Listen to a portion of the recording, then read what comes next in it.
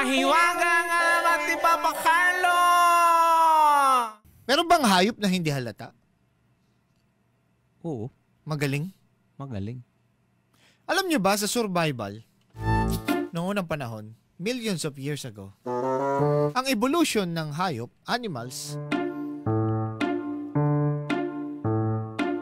para mapanatili ang lahi, mapaaso o birds, o lumilipad, ano ba yan? Sige, para mas madali. Reptile, fish, bird, mammal. Isa lang ginagawa, makasurvive. Paano makasurvive? Yung hindi ka mahalata. Kasi lagi kang kakainin eh. Diba? So, nag-a-adjust ang uri, ang breed ng mga hayop para sa survival. Yung iba para sa protection. Halimbawa, yung mga may panusok, nag-e-evolve protection nila para hindi sila makain, hindi sila nagpapahalata, para hindi sila maging tanghalian. Merong isang hayop na tila ang galing hindi magpahalata. Hindi mo talaga mahalata, nasa harap mo na pala. Aray ko! May ganun pala, nasa harap mo na. Anong hayop ito? Yan ang alamat. Saan makikita ito? Hindi halata, berde ang dugo. Aray ko! So, halimbawa, bigyan natin isang halimbawa. Halimbawa, yung tiger. Para kasi ang laki niya, obvious siya, di ba? Yes. So, nakita niyo yung balahibo niya, stripes. Humahalo yan doon sa mga puno, sa savannah. Para pag naghunting siya, hindi halata. Kasi kung halata siya, hindi siya makakain. Wala siyang pagkain. Para makasurvive. Hindi halata. Zebra, ganun din. So, yung mga yan, yung mga hayop na yan, may kanya-kanyang mga taglay na hindi nagpapahalata. Pero may isang hayop na katangi-tangi, talagang hindi mahalata. Hindi na nga sila nakakain eh. Katandaan. O sakit. Ang kanilang ikinamamatay. Hindi bilang tanghalian. Anong hayop ito, Papa Carlo? Ito Papa Jepoy. Sa gitna ng malawak na karagatan, merong isang isdang kakaiba sa lahat. Siya si Sito. Sito? Ano yan, red? Green? Ayaw ng mga bata to. Aray ko! Chaser yan Sito red. Sito red chaser. Tamis! So si Sito, sa dagat matatagpuan pala.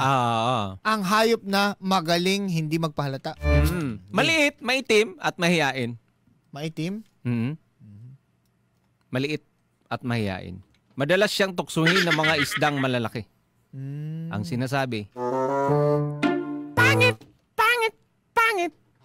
May parrot sa dagat? Oo. Ang pangit po, Sito! Sabi ng isdang maya-maya. Pangit daw si Sito. Maya-maya? Oo. Sabi naman ng talagitok, parang wala kang kulay. Ngayon, nasaktan siya. Nagpa-check up siya sa doktor. Nagpa-check up siya. Nagpa-check up. Ano bang mali sa akin? May diferensya ba ako? Parang kakaiba ako. Nagpa-check up siya. Nagpa-check up siya. Ano sabi ng doktor? Kumuha ng stethoscope. Tinapat dito sa sa puso. Pinaubo siya. Upo ka. Upo pa. Sige pa. Dok. Sabi niya, Dok, ano sakit ko? Isa pa nga.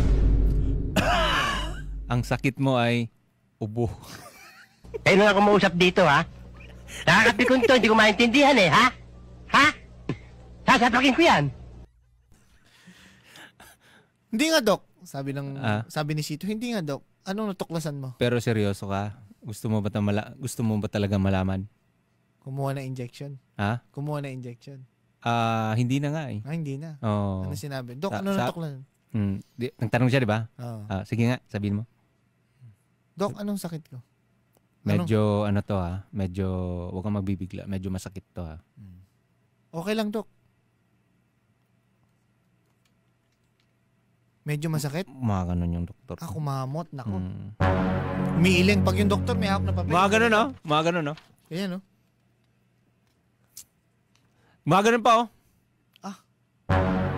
Sabi ng doktor. Medyo masakit to. Tapos nagtanong ulit si kinakabahan na itong si Sito. Dok, ano ba talaga? Ang tagal. Nag-post pa si Dok. Tumikit. Medyo masakit. Medyo masakit to, Sige, Dok, sabihin mo na. Ano yun? Pinilit niya. Dok, ano yun? Sumagot ka na. Medyo masakit to. Pangit ka. Anak ka ng po. Anak ka ng po. Anak ka. Wala namang ganyanan ng may kawayan. Inaano na nga ako ng pusit at maya-maya. Yung pusit. Yung maya-maya at saka talakitok. Pati ba naman ikaw, Dok? Ngayon, si Sito, hindi niya matanggap. Binubuli pala siya sa dagat. Pero tahimik siya, Papa Jepoy. Sa halip na, alam mo yun, yung sa mga sinasabi ng mga kapwa niyang isda. Tahimik lang siya at hindi siya marunong lumaban. So isang gabi, habang nagtatago siya sa ilalim ng bato, narinig niya ang dalawang pating na nag-uusap. Bukas tayo'y manghuhuli ng maliit na isda. Sabi ng isa. Simulan natin sa maliit na itim na iyon. Siya ang target. Ngayon, narinig nga niya. Narinig to ni Sito. Natakot siya ng gusto, Papa Jepoy. Gusto niyang tumakas pero sobrang dilim ng paligid. Sa sobrang takot, bigla na lang siyang naglabas ng maitim na likido. Para siya may tinta. Parang usok sa tubig. Nung umusok, Maitim. may dumating, nagwangwang. LTO yan. Nakablo, bumaba. Aray ko. May dalang Naka-cowboy hat yan. Nakaka-cowboy hat. May dalang Patay ka ngayon. Emission testing. Emission. Labas lisensya. ORCR. ORCR. ORCR. Check natin decibel. Naka-open pipe. Bagsak sa emission, itim ang usok. Ngayon. So ayun, Papa Jepoy. Kaya pala siya maitim, may tinta. So naglabas na nga siya ng maitim na likido. Parang usok sa tubig. Hindi niya alam kung saan galing iyon. Pero dahil dito, Papa Jepoy, hindi nakita nung dalawang mga pating. Pating. Kasi siya ang target eh. Dumilim eh. So ayun, Papa Jepoy. Nakasurvive siya. Nakasurvive siya. Kumbaga, ang dami niyang talent.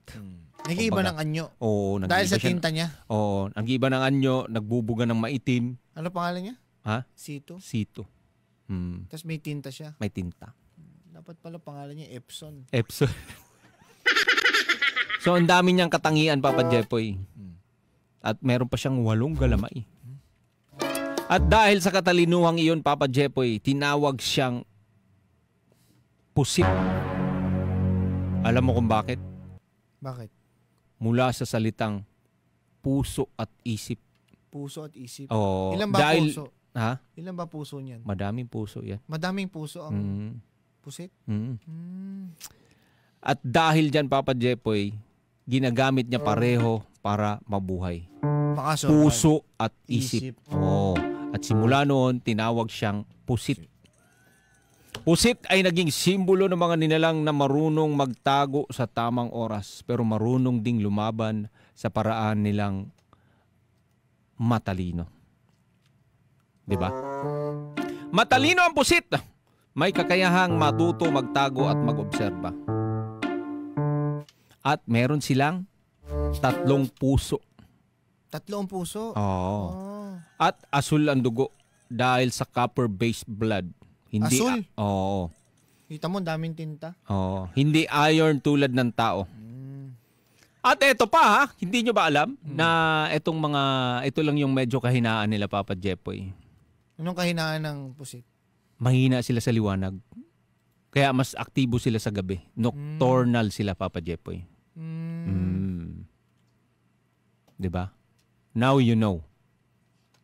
Nakakita ka na ba niyan? Yung pusit na nag-iibaan nyo? Oo. Hindi ka nga lumalangoy. Ah? Saka nakakita niya. Sa dagat? Hindi eh. Saka nakakita niya. Hindi eh. Malaki? Pusit. Ah. Medyo. Depende. Depende Nakakita sa ka? lugar. Halos tayo dito sa bahay, meron tayo niyan. Sa mga bahay natin, makikita nyo yung pusit. Pusit? Oo. Ilan ang galamay? Depende. Depende. Depende yan sa... 8 ang galamay ng pusit. Merong isa, merong dalawa, merong 3. 8 nga yan. Ang pinakamaraming nakita ko 3. I-drawing ko na lang. Ito na naman tayo eh. I-drawing ang pusit. At saka may elbow. Hype na yan. Ito na naman. I-drawing ko. Ito yung gusto nyo, di ba? Yan. Patingin nga.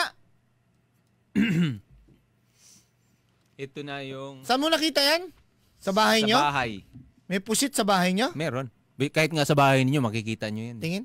Ito yung... may elbow, di ba? Nakita nyo? May elbow. Hanip yung galamay ah. Isa lang ah. Isa lang. Pero may handle ah. May handle. Meron din kami yan. Sabi ni Cheryl. Diba? Pusit. Pusit. Pusit yan. Lababo yan. Pusit. Loko-loko. Barangay LS 97.1 Forever Number 1